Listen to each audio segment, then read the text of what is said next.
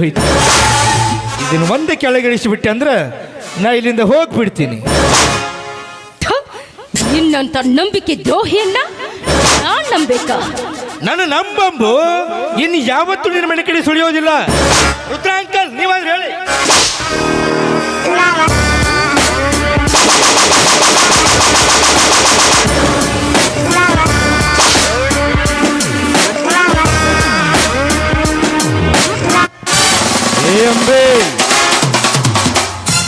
ಚೇಳಿನ ವಿದ್ಯೆ ಕಲೀಲಾರ್ದೆ ಹಾವಿನ ಹುಟ್ಟಕ್ಕೆ ಎಂದೂ ಕೈ ಹಾಕಬಾರ್ದು. ಸೀರೆ ಉಟ್ಕೊಂಡು ನೀರಿನಲ್ಲಿ ಈಸ್ತೀನಿ ಅಂದ್ರೆ ಅದು ನಿನ್ನ ಮುಟ್ಟಾತನ.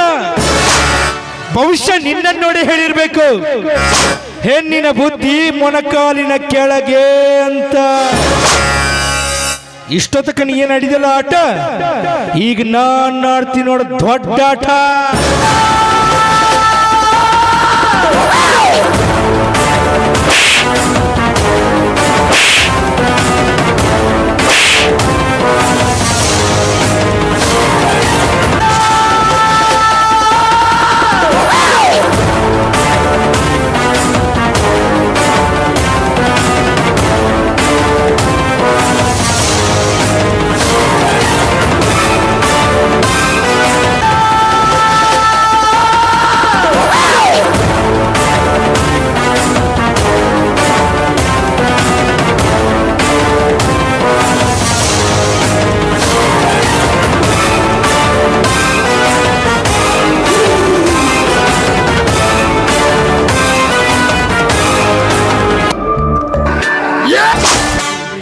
ಅವತ್ತು ನೀನು ನನ್ನ ಕೆನ್ನೆಗೆ ಹೊಡೆದಿದ್ದೆಲ್ಲ, ಇವತ್ತು ನಾನು ನಿನ್ನ ಜೀವನಕ್ಕೆ ಹೊಡೆದಿನಿ.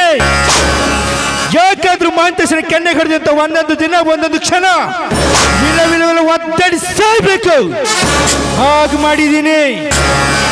ಏ ಅಂಬಿಕಾ, ನಿನ್ನ ಮದುವೆ ನಡೆಯೋದು ಅರವಿಂದನ ಜೊತೆಗೆ, ಆದ್ರೆ ಪ್ರಥಮ ರಾತ್ರಿ ನಡೆದದ್ದು ಈ ಮಹಾಂತೇಶನೊಂದಿಗೆ. ಅದಕ್ಕೆ ಹೇಳ್ತಾರೆ, ಯಾವ ಹೂವು ಯಾರ ಮೂಡಿಗಂತ.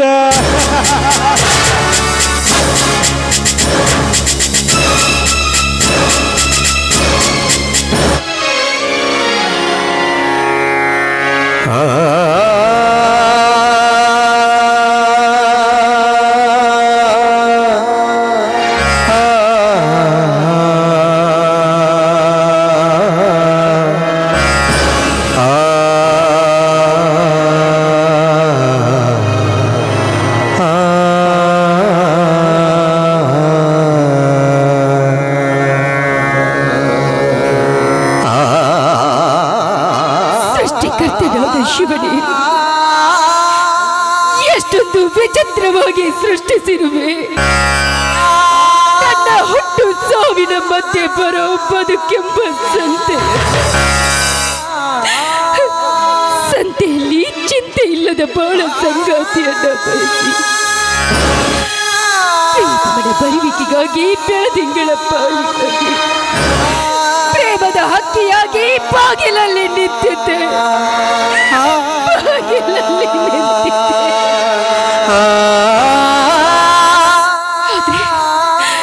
ಆದ್ರೆ ನಾ ಕಣ್ಣ ಕನಸು ನಡೆಸೋದ್ರಲ್ಲೇ ರಣ ಹತ್ತು ಬಂದು ಕೊಕ್ಕಿತು ನನ್ನದೆಯನ್ನ.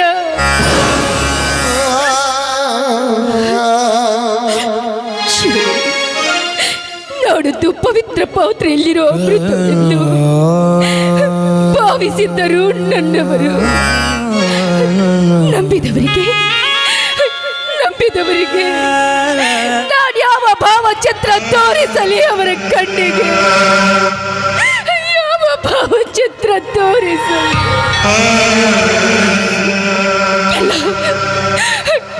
ನಾಡು ಅವ್ರ ಕಣ್ಣಿಗೆ ಬೀಳಬಾರ್ದು, ನಾಡು ಬದುಕಿರಬಾರ್ದು.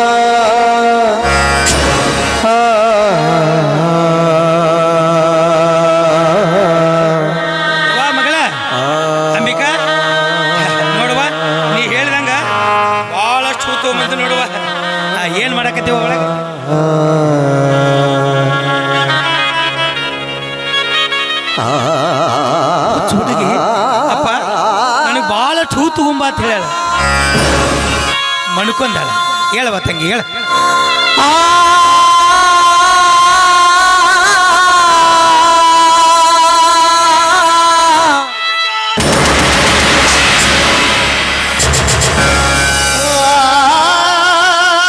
ದೇವ್ರೆ ಅಂಬಿಕಾ ಏನಾದವ ಏನಾದ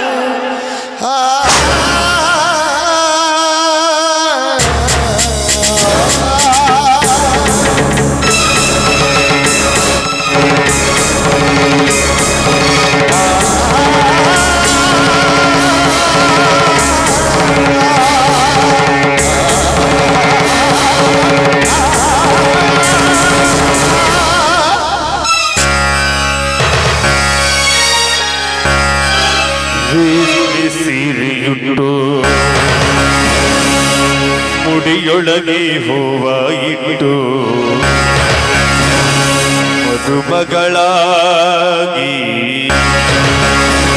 ಕುಳಿತಿರುವಾಗ ನೋಡುವುದೇ ಭಾಗ್ಯ ನಿನ್ನನು ಮಂತ್ರ ಹೇಳುವಾಗ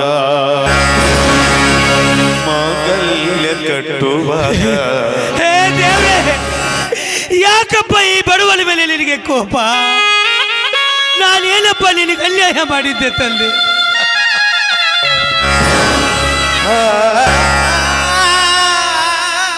ನನ್ನ ಮಗಳು ಭೂಮಿಗೆ ಬೀಳುವ ಮುನ್ನ ಅವಳ ತಾಯಿನ ಕರ್ಕೊಂಡು ಬಿಟ್ಟೆ ಮದುವೆಯಾಗಿ ಹೊಸ ಪ್ರಪಂಚಕ್ಕೆ ಕಾಲಿಡಬೇಕಾದ ನನ್ನ ಮಗಳನ್ನ ಅವಳನ್ನು ಕರ್ಕೊಂಡು ಬಿಟ್ಟೆ ದೇವ್ರೆ ಮಂತ್ರ ಹೇಳುವಾಗ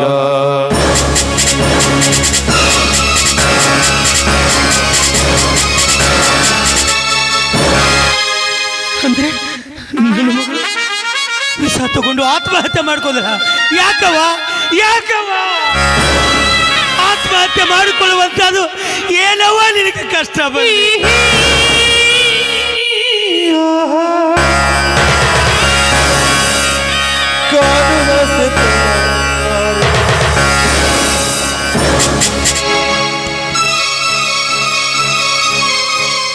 ತಂದೆಯವರಿಗೆ ನಿಮ್ಮ ಮಗಳಾದ ಅಂಬಿಕಾ ಹೇಳೋದೇನೆಂದ್ರೆ ಅಪ್ಪ ತಾಯಿಲ್ಲದ ತಪ್ಪಲೆಯಾದ ನನಗೆ ತಾಯಿಯ ನೆನಪು ಬಾರದಂತೆ ಪ್ರೀತಿಯಿಂದ ಬೆಳೆಸಿ ಜೋಪಾನ ಮಾಡಿದ್ರೆ ವಿದ್ಯಾವಂತಳನ್ನಾಗಿ ಮಾಡಿದ್ರೆ ಕೊನೆಗೆ ನಾನು ಮೆಚ್ಚಿದ ವರನ ಜೊತೆ ನನ್ನ ಮದುವೆ ಮಾಡಲು ಸಹ ಮುಂದಾದ್ರೆ ಆದ್ರೆ ನಾನೊಂದು ಬಯಸಿದರೆ ದೈವ ನನ್ನ ಜೀವನದಲ್ಲಿ ಮತ್ತೊಂದು ಬಗೆಯಿತು ಎನ್ನುವಂತೆ ನೀವು ಮನೆಯಲ್ಲಿ ಯಾರೂ ಇಲ್ಲದ ಸಮಯದಲ್ಲಿ ಬೆಟ್ಟಪ್ಪ ಧಣಿಗಳ ಮಗ ಮಹಾಂತೇಶ ಬಂದು ನಿಮ್ಮ ಮಗಳ ಹೆಂಡತನವನ್ನೇ ಹಾಳು ಮಾಡಿಬಿಟ್ಟನಪ್ಪ.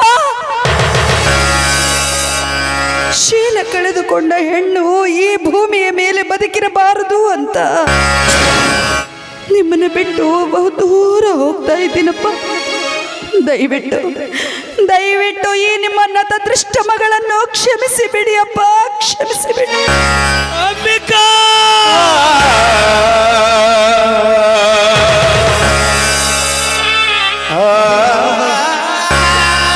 ಅಯ್ಯೋ ದೇವ್ರೆ, ಆ ಮನುಷ್ಯನಿಗೆ ನಾನೇನಪ್ಪ ಅನ್ಯಾಯ ಮಾಡಿದ್ದೆ?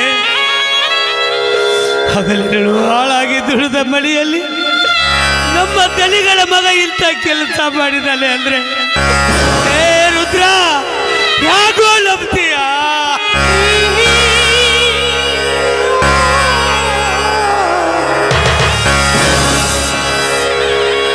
ರೇಷ್ಮೆ ಸೀರೆಯುಟ್ಟು ಮುಡಿಯೊಳಗೆ ಹೂವ ಇಟ್ಟು ಮದುಮಗಳಾಗಿ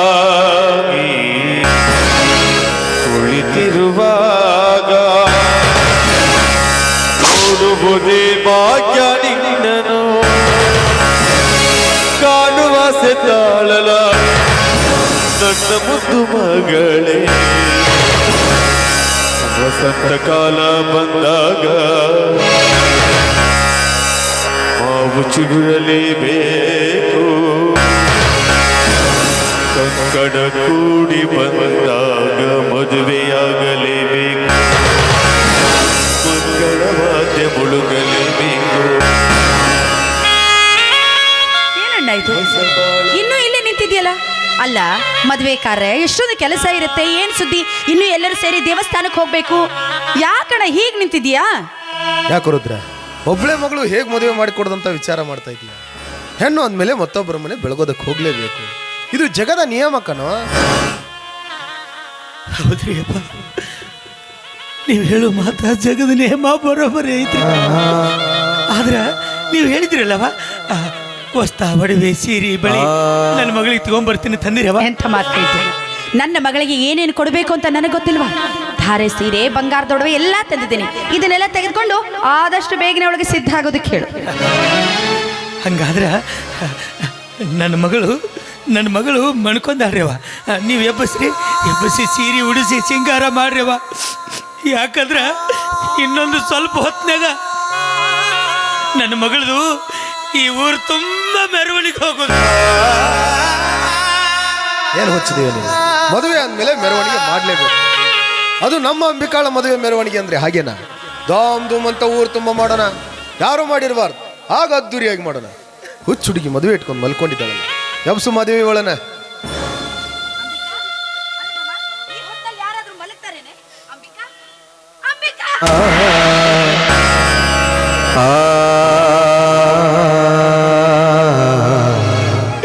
ಉಸಿರ ಇಲ್ಲದ ಶರೀರ ನೆಲಕ್ಕೆ ಬಿದ್ದ ಮೇಲೆ ಹೇಳಂದ್ರ ಎಲ್ಲಿಂದ ಹೇಳ್ಬೇಕು ತಾಯಿ?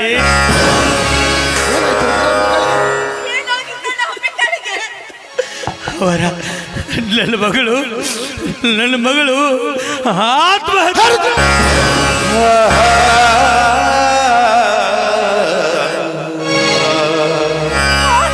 ಮಾಡಿಕೊಳ್ಳುವಂತ ಆಪತ್ತಾದ್ರೂ ಏನು ಬಂದಿತ್ತಣ್ಣ ಅವಳಿಗೆ? ಆಪತ್ತು ಅವಮಾನ ಆಪತ್ತು ಎಂದು ತಂದುಕೊಂಡವಳಲ್ರಿ ಅವ ನನ್ನ ಮಗಳು. ಅವಳನ್ನು ಅವಮಾನ ಮಾಡಿ ಶೀಲಾಗಿಡಿಸಿ ಆತ್ಮಹತ್ಯೆ ಮಾಡಿಕೊಳ್ಳುವಂಗ ಒಬ್ಬ ಕುಲಘಾತುಕ ಮಾಡಿ ಹೋಗ್ಯಾಳ. ಯಾರು ಯಾರ ಕುಲಘಾತುಕ?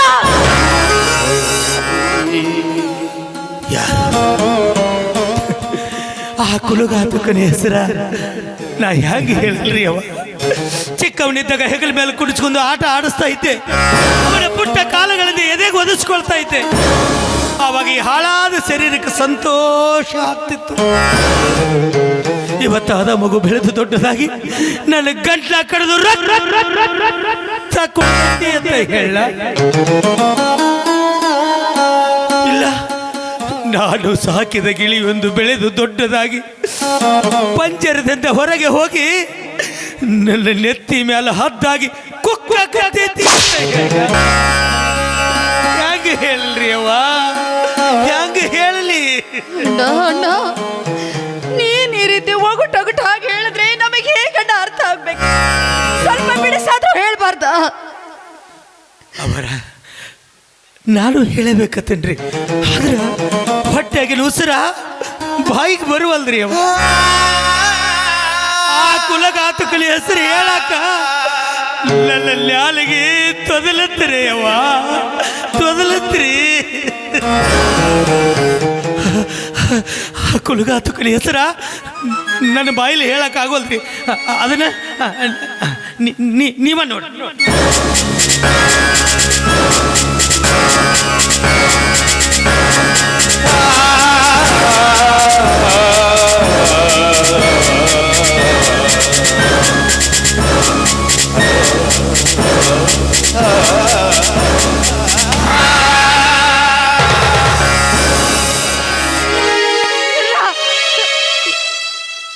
ನನ್ನ ಮಗ, ನಾನು 9 ತಿಂಗಳ ಹೊತ್ತ ನನ್ನ ಮಗ ಇಲ್ಲ, ನನ್ನ ಮಗ ಈ ಕೆಲಸ ಮಾಡಿಲ್ಲ ಅಣ್ಣ, ಕೆಲಸ ಮಾಡಿಲ್ಲ ರೇ, ನನ್ನ ಮಗ ಈ ಕೆಲಸ ಮಾಡಿಲ್ಲ. ಬಾಡಿ ಹೋಗುವ ನನ್ನ ಮಗ ಈ ಕೆಲ್ಸ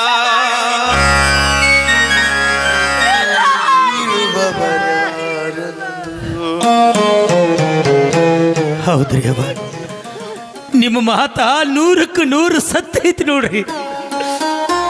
ಯಾಕಂದ್ರ ಹೆತ್ತವರಿಗೆ ಹೆಗ್ಗನ ಮುದ್ದ ಅಂತ ಹಿರಿಯರು ಹೇಳ್ತಾರೆ. ಹೆತ್ತ ಕರುಳು ಹೇಳಕತ್ತೈತಿ ನನ್ನ ಮಗ ತಪ್ಪ ಮಾಡಿಲ್ಲ ಅಂತ. ಆದ್ರೆ ಆ ಸತ್ತ ಕರುಳಲ್ಲಿ ಈ ಹೆತ್ತ ಕರುಳು ಏನಂತ ಉತ್ತರ ಕೊಡಬೇಕು ತಾಯಿ? ಕಾಡು ಮಲ್ಲಿಗೆಯೊಂದು ನನಗೆ ಮಕ್ಕಳೇ ಆಗದಿದ್ದಾಗ ಕಂಡ ದೇವರ ಹತ್ರ ಹರಕೆ ಕಟ್ಟಿಕೊಂಡೆ. ಕೈಯಲ್ಲಿ ಕರ್ಪೂರದ ಆರತಿ ಸಹ ಬೆಳಗದೆ. ನೀ ಮಾಡಿದ ಪೂಜೆಯ ಫಲವೋ ಇಲ್ಲ ನಾ ಮಾಡಿದ ಪುಣ್ಯದ ಫಲವೋ ಆ ದೇವರು ನನಗೂ ಒಬ್ಬ ಕುಲಪುತ್ರ ಅಂತ ಕರುಣಿಸಿದ. ಆದ್ರೆ ಇಂದು ಈ ತಾಯಿ ನಿನ್ನ ಹತ್ರ ಸೆರಗೊಂಡಿ ಪುತ್ರ ಭಿಕ್ಷೆ ಬೇಡ್ತಾ ಇದ್ದಾಳಣ್ಣ. ಪುತ್ರ ಭಿಕ್ಷೆ ಬೇಡ್ತಾ ಇದ್ದಾಳೆ. ದಯವಿಟ್ಟು ನನ್ನ ಮಗನ ವಿಷಯದಲ್ಲಿ ಇವ್ರಿಗೆ ಯಾವುದೇ ರೀತಿ ಕೆಟ್ಟ ತೀರ್ಮಾನ ತೆಗೆದುಕೋಬೇಡ ಅಂತ ಹೇಳು ಅಂತ ನನ್ನ ಕಾಲಿಗೆ ಬಿದ್ದು. ಹೇ ಮಾಧವಿ, ಹೇ ಬೆಟ್ಟಪ್ಪ,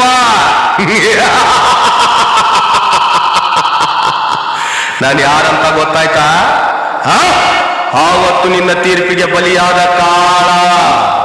ಆವತ್ತು ನಾನು ಮಾಡಿರೋ ತಪ್ಪಿಗೆ ಊರು ಹೊರಗೆ ಇರೋ ಆಲದ ಮರದಕ್ಕೆ ನನ್ನನ್ನು ನೇಣು ಹಾಕಿಸಿದೆ ಅಲ್ವಾ?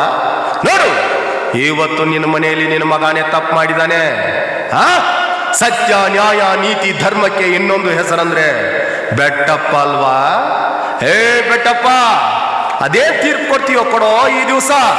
ನಾನು ನೋಡ್ತಾ ಇದ್ದೀನಿ, ನನ್ನ ಆತ್ಮ ಈ ಮನೆ ಸುತ್ತಾ ಇದೆ. ಕೊಡೋ ಕೊಡೋ ಕೊಡೋ ತೀರ್ಪು.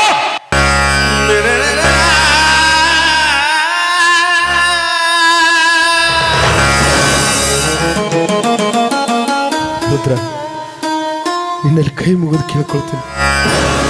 ಯಾಕಂದ್ರೆ ಹಂಗೆಲ್ಲ ಮಾತಾಡಬೇಡ್ರಿ ಅಪ್ಪ. ನಿಮ್ಮ ಬಾಯಾಗಂತ ಮಾತು ಬರಬಾರ್ದ್ರಿ ಅಪ್ಪ. ಈ ಬೆಟ್ಟಪ್ಪ ಕೊಡೋ ನ್ಯಾಯ ತೀರ್ಪಿನ ಮೇಲೆ ನಂಬಿಕೆ ಇದೆ ತಾನೆ? ಐತ್ರಿ ಅಪ್ಪ. ವಿಶ್ವಾಸ ಇದೆ ತಾನೆ? ಹಾಗಾದ್ರೆ ಈ ತಪ್ಪಿಗೆ ಕಾರಣ ಆಗಿರೋ ಆ ಕುಟುಕನಿಗೆ ನಾನು ಸರಿಯಾದ ಶಿಕ್ಷೆ ಕೊಡ್ತೀನಿ. ಆದ್ರೆ ಈ ತಪ್ಪು ನಡೆದಿರೋದು ಈ ಬೆಟ್ಟಪ್ಪನ ಮಗನಿಂದ ಅಂತ ಊರ್ ಜನರಿಗೆ ಗೊತ್ತಾಗ್ಬೋದು. ಒಂದು ವೇಳೆ ಈ ವಿಷಯ ಗೊತ್ತಾದ್ರೆ ಇಷ್ಟು ದಿನ ಕಾಪಾಡಿಕೊಂಡು ಬಂದಿರತಕ್ಕಂತ ಮಾನ ಮರ್ಯಾದೆ ಎಲ್ಲ ಬೀದಿ ಪಾಲಾಗಿ ಬಿಡುತ್ತಿರುತ್ತ. ನಾನು ಶಿಕ್ಷೆ ಕೊಡ್ತೀನಿ ರುದ್ರ. ಅಪ್ಪರ,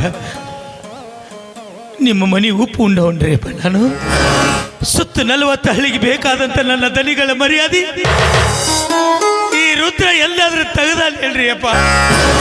ಹೇಳ್ರಿ, ಈ ವಿಷಯನ ಯಾರ ಮುಂದೂ ಹೇಳೋದಿಲ್ರಿ, ಯಾರ ಮುಂದೂ ಹೇಳೋದಿಲ್ಲ. ನಿಮಗೆ ಕೈ ಮುಗಿದು ಕೇಳ್ಕೊಳ್ತೇನ್ರಿ ಅಪ್ಪ. ನೋಡ್ರಿ, ನನ್ನ ಮಗಳು ಸತ್ತಾಳ, ನನಗ ಮಗಳು ಹುಟ್ಟಿಲ್ಲ ಅಂತ ತಿಳ್ಕೊತ. ಆದರೆ ಸಿಟ್ಟಿನ ಬರೆದಾಗ ಕೆಟ್ಟ ನಿರ್ಧಾರ ತಗೊಂಡ ಆ ನನ್ನ ಚಿಕ್ಕದಲ್ಲಿ ಯಾರಿಗೆ ಶಿಕ್ಷೆ ಕೊಡಬೇಕು. ಸತ್ತಿರೋದು ನಿನ್ನ ಕರುಳ ಬಳ್ಳಿ ಕಣೋ. ಯಾಕೆ ದಣಿ ದಣಿ ಅಂತ ಕರಿತೀಯ? ನಿನ್ನಿಂದ ದಣಿ ಅಂತ ಕರೆಸಿಕೊಳ್ಳೋ ಯೋಗ್ಯತೆ ಆ ದರಿದ್ರನಿಗಿಲ್ಲ. ಬೇಕಾದ್ರೆ ನಿನ್ನ ಕೈಯಲ್ಲಿ ಒಂದು ಕೊಡ್ಲಿ ಕೊಡ್ತೀನಿ.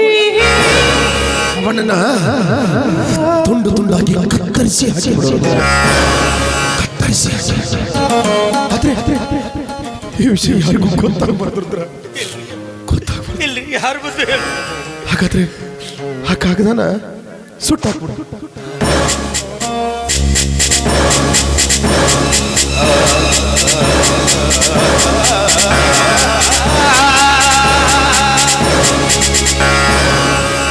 ಅಪ್ಪರ, ಈ ಕಾಗದ ಸುಟ್ಟು ಹಾಕೋದು ಬೇಡ.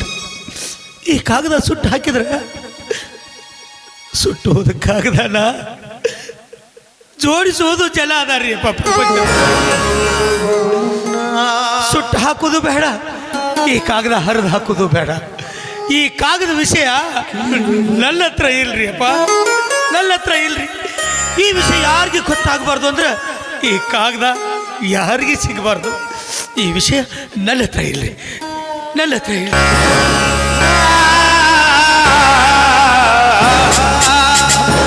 ಯಾಕೋ ಈ ಬೆಟ್ಟಪ್ಪನ ಕುಟುಂಬದ ಮೇಲೆ ಎಷ್ಟೊಂದು ಅಭಿಮಾನ ರುದ್ರ? ನೀನು ಮಾಡಿರೋ ಈ ಉಪಕಾರಕ್ಕೆ ಈ ಬೆಟ್ಟಪ್ಪನ ಮೈ ಚರ್ಮ ಸುಳಿದು ಚಪ್ಪಲಿ ಮಾಡಿ ಕೊಟ್ಟರು ಕೂಡ ಕಡಿಮೆ ಕಣ. ಕೊಡ್ತೀನಿ ರುದ್ರ, ಸರಿಯಾದ ನ್ಯಾಯ ತೀರ್ಮಾನ ಕೊಡ್ತೀನಿ.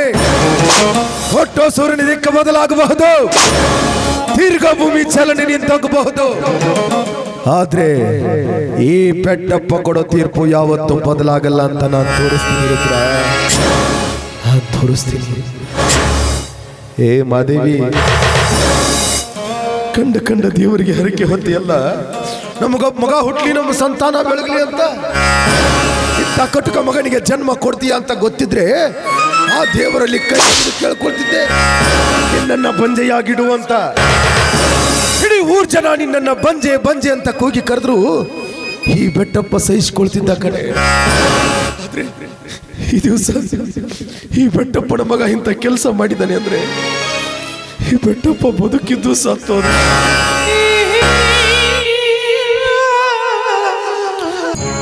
ಇದೇ ಕೈಯಲ್ಲಿ ಎತ್ತಿ ಆಡಿಸಿದ ಕೂಸು ಕನೆ ಅಂಬಿಕಾ, ನಮ್ಮನ್ನೇ ನಂಬ್ಕೊಂಡಿರೋ ಜೀವ ಕನೆ ರುದ್ರ. ಆ ಜೀವಕ್ಕೆ ಎಷ್ಟೊಂದು ಘಾಸಿಯಾಗಿರಬೇಕು.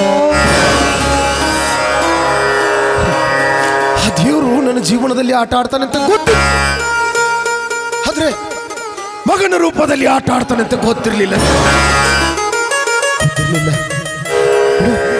ಕಣ್ಣೀರು ಹಾಕಬೇಡ. ಕಣ್ಣೀರು ಯಾವತ್ತಿದ್ರೂ ಯೋಗ್ಯರಾದವರಿಗೆ ಮಾತ್ರ ಇರಬೇಕು. ಅಂತ ಯೋಗ್ಯನಿಗೋಸ್ಕರ ಕಣ್ಣೀರು ಹಾಕಬೇಡ. ಮುಂದೊಂದು ದಿನ ಕಣ್ಣೀರು ಉಪಯೋಗಕ್ಕೆ ಬರುತ್ತೆ, ಅವಾಗ ಕಣ್ಣೀರು ಹಾಕುವಂತೆ. ಮುಂದಿನ ಕಾರ್ಯ ನೀನು ಹೊರಟ ಊರಿಗೆ ದಾರಿ ಹೇಳಮ್ಮ, ಆ ಬೀದಿಯಲ್ಲಿ ಕಲ್ಲು ಮುಳ್ಳು ಇದ್ರೆ ಕೂಗಮ್ಮ, ಕರುಣ ಗೆಳತಿಯಲ್ಲ